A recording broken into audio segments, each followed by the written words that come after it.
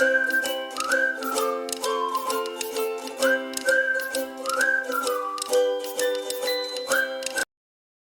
everyone.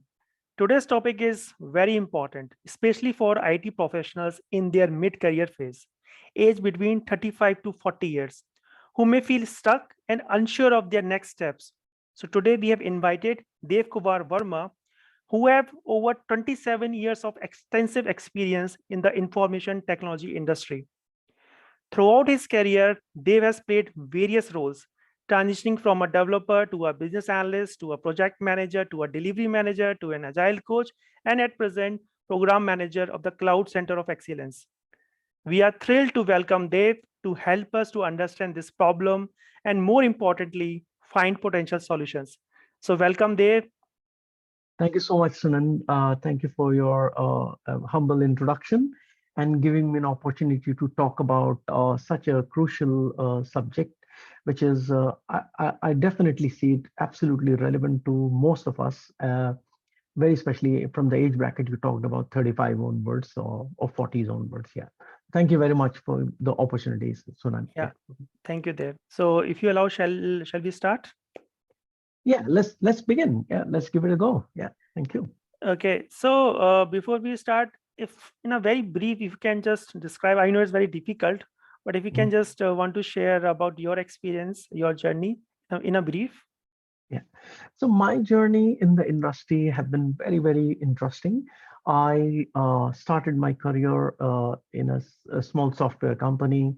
I went for my master's program. Post MBA, I got into a financial services industry, and then after 5 years, I switched my career from finance to an IT industry. And ever since, I started way back in almost 20 odd years before. I continued into the IT industry and had different roles, as you mentioned about, from developers to up to the program manager, Cloud Center of Excellence. It's been an exciting journey and had wonderful opportunities to work with great mindset in my industry. Yeah. Thank you, Dave. Okay, Dave. So my first question is that how can people in their 40s effectively navigate a job search in today's rapidly changing job market? Your thought on that, Dev? Yeah. Interesting question, Sunan. Navigating job search is itself is a big task, and it's not easy the way things are progressing these days. Potential hiring managers have use digital, hiring strategy as one of the core approach to bring the talent in their organizations. So my suggestion or my experience, which I have always tried using it, we should go and make best use of the country specific job sites, use excellent use of professional networking websites such as LinkedIn, or job search sites like Seek, Indeed. Certain countries uses Reed, Expertier, and Monster, and so on and so forth. And if we are looking for job hunt in India as a geography, then there are sites like Naukri and so on and so forth, which people extensively hunt for. And even those websites have evolved a lot. They give you guidances and how to keep your resume, a video resume ready, how to come into a higher such criteria. So the important strategy why we need to do all these, make use of these approaches is basically so that we get onto the hiring manager as soon as possible. Yeah, that's the whole idea. Thank you, Dev. Dev, I just want to add maybe one more point over here. You mentioned about external job portals and all, but I think there is one more thing over here is that internal job portals. Maybe if you remember, like in most of the big organizations like TCS, Infosys, Wipro, and so on, they have their internal job sites where they keep on posting. So if you feel that some specific position which you think is something which you can apply for, I think that is again I mean, what do you think about that option? Which is again a very important, like when we are working in IT companies, searching a job inside the organization is almost equivalent to searching a job outside, Absolutely. so it sometimes it takes almost the same amount of effort, I would say that way. So the approach on that also, the organizational HR system and our senior leaders also keep reminding us that make sure your profile is up to date in the organizational portal, and Absolutely. we can customize our job search over there inside. Like, let's say for example, I'm working as a project manager, wanted to move to an engineering management role, so we should keep looking out for those internal job postings. Some people call it IJP. So we can keep looking at what the expectation from those roles people have, and then make sure you are able to bring up those kind of experiences into your resume, which is you are using for internal job search. That's also very important. Yeah. Yeah. Okay. Thank you, Dev. Mhm. Okay. So the next question is, yeah, I mean, little odd, but people still feel that the ageism is play a very important role. So what are the some strategies for job seekers in their 40s to overcome that ageism in the job search process? So is it a myth or is it still exit? What is your take on that, Dev? It's a known perception, to be honest, and I would still use the word perception here because how people keep perceiving experience. There are two school of thought. Somebody treats an experienced person as a wise person. Some people treat it as a burden, because but how do we project ourselves in the industry? That matters the most. And as the saying goes, there, age is just a number, so we should not get perturbed or bogged down by that thought process. Oh, I'm in my 40s, I may not be relevant. The, but the only thing is, we need to make a conscious effort to stay relevant and stay connected to the industry. So one of the strategy which I use is become part of the professional knowledge sharing forums. Like in Europe and UK, we have one of the forum called Meetup. Is very popular. Attending such forums gives us insights what people from in the industry from different age groups are, what kind of work they are doing, what kind of experience they have, and that helps us to stay very refreshed, I would say. So staying young at job is also very very important, and these are some of the thought process which I have for that. Yeah. Great. Thank you Yeah. for that, Dev. Mm. Okay, so the third one is like, how can the job seekers in their 40s leverage their unique skills and experience to stand out in the interviews? So what I have seen, I mean, that couple of resumes which I received, like 20 years of experience and 25 years of experience. So they Mhm. mention agile coach, but then the relevant experience which they have mentioned is of something else, maybe the project manager or the delivery Yeah. manager. Mhm. So, I mean, what is your take on that? I See, think they are my just take. losing that particular, that particular chance, that option, which is they just wasted that opportunity, I would say, honestly.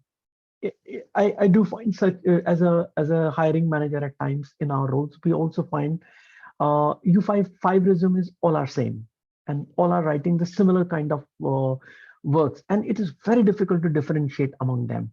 So my take on that is that as a prospective job seeker in the industry, we really have to create a niche in our own profile. We need to demonstrate our unique skill set in the way, so that the potential hiring managers easily find it in our profile.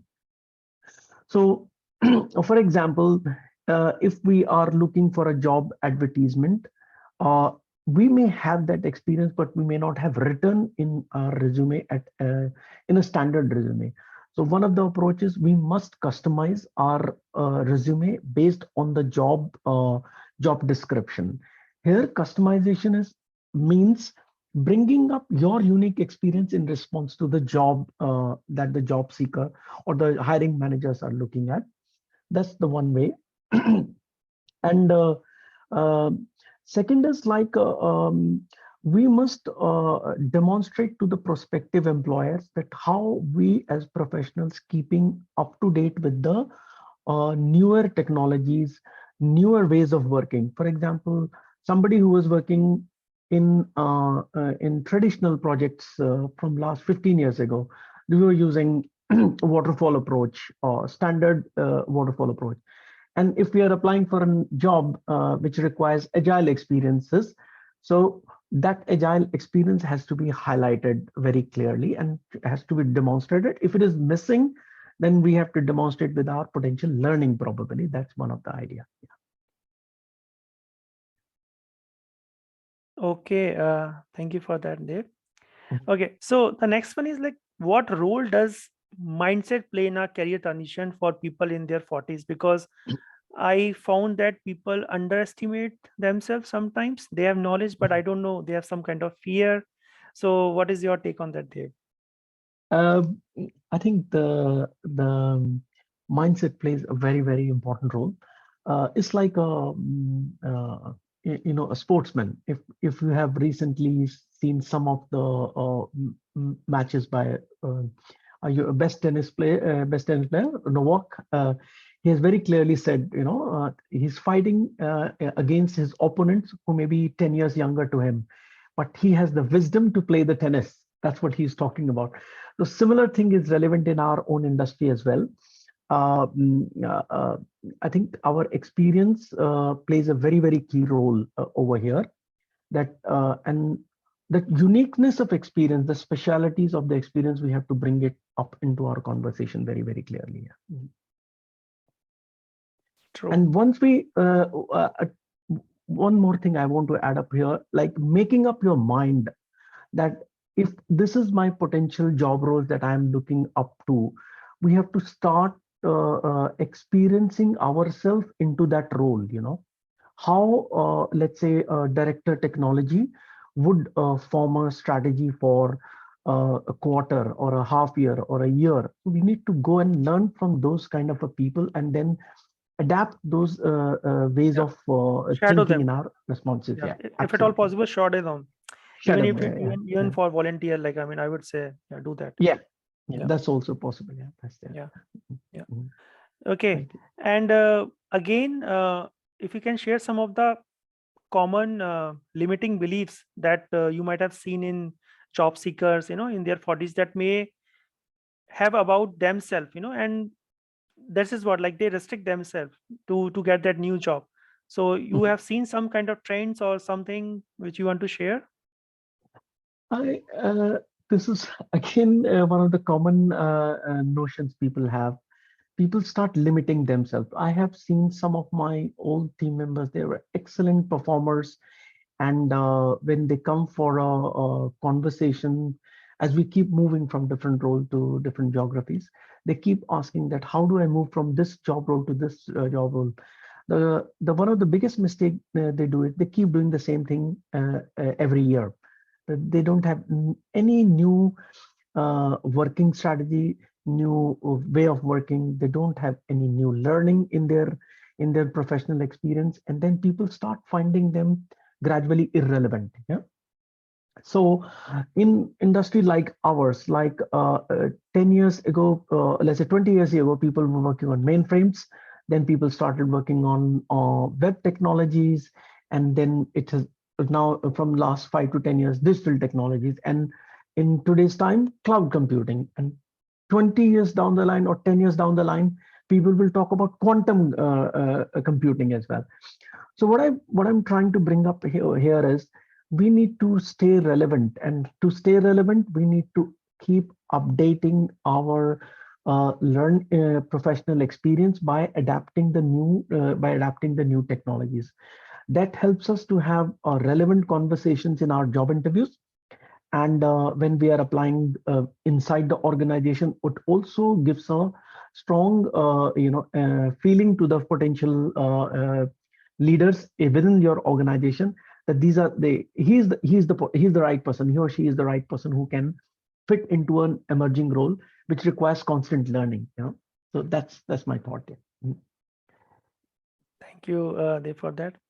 Yeah. Okay, so one more problem which I have seen with this age group is that they have sometimes they have their employment gaps in their resume. So how do you think can address this problem during the job search process? Because some of the time the HR clearly mentioned that you have a 2 years of gap or 3 years of gap for various reasons, because 25 or 20 years is a big, Journey. experience, duration. Yeah. So any take on that there? How we can address that? Uh, I think that's again a relevant situation. Many people happen to have somebody has a medical issue, somebody has a really needed a break. Somebody was doing exceptionally well in their jobs, but they had a stressful situation and they needed a break. One is when we have a breaks in our job, whether we took it for a career reason, career enhancement reason, we need to demonstrate again a value to the potential hiring managers, uh, and we got to be bold enough that, let's say if I took a 2 years break, went for a global trip, we must talk about it, and we must demonstrate that even in such a break I had a constant learning which I can adopt it in my future job roles. uh, what I'm coming at here is that we should not be hiding it, first thing, and we should be, even if we took a break and we had a situation, we should be explaining it with conviction and confidence to the potential employers. Yeah, it's there. Of course, even I have seen that sometimes, especially with women, they take their Mhm, marriage break after marriage, and they have mhm, their kids and all for 2 years, 3 years, sometimes 5 years. mhm. And I think some of the things which I have seen, which I want to share, is like one of the women which I met recently. So what she has done, that she has undergone lot of certification during that period, Yeah. and she's also joining a lot of meetups, as you mentioned, right? Mhm. You can do that at your home, and she's writing a Yeah. lot of good LinkedIn posts, and Yeah. she's so active. Yeah. I mean, so you can, Mhm, is break doesn't mean that you should detach yourself from the industry, right? You have to be there, at mhm, least go through some YouTube videos or learn some, go mhm, through with some journals and this and that, just be updated. I think that's the mhm. point. And if you can Yeah. demonstrate that, okay, you have leveraged this time, done your PMP or PSM certification or any cloud certification, this and that, Mhm, some sort of trainings. There are a lot of paid Udemy courses nowadays. So nowadays, if someone will say that, okay, I've just taken a break and I don't know this, it means that mhm. there is some issue with that guy only. So how Yeah. you can leverage that gap? I mean, Yeah. that is most important. Due to layoff, also people lose their job for 6 months and 3 months they don't get that job. Yeah. So Yeah. again, that's the issue. But then how you can utilize that time? That's very important, I would say, Dave, right? Absolutely. So creating value, that's the key word I would say. How do you create value in your given situation? Uh, for example, I'm working, suddenly something happens to me myself. Let's say I break my leg, Yeah, and it's taking me time to repair, taking a while. I really can't go physically to the work. But okay, I mean, though it has become also relevant going physical to the work, but still things are coming back to normal. So one should. I have one of my university or a friend. I can tell you with a conviction he has multiple surgeries in his leg, and while sitting on the bed, he used to prepare for Indian Institute of Management, which is top management institute examination, while lying down on the bed. And when he got ready by the exam time, he appeared for it and he cracked the exam as well. So it's like creating value. So same holds like, see, things are happening 24 by 7. We are not limited to only the time zone that we are living in. We can create value even in 2 hours, 3 hours, and still stay relevant to the industry absolutely. by staying up to date. Yeah, that's the best Yeah, thing to do. absolutely.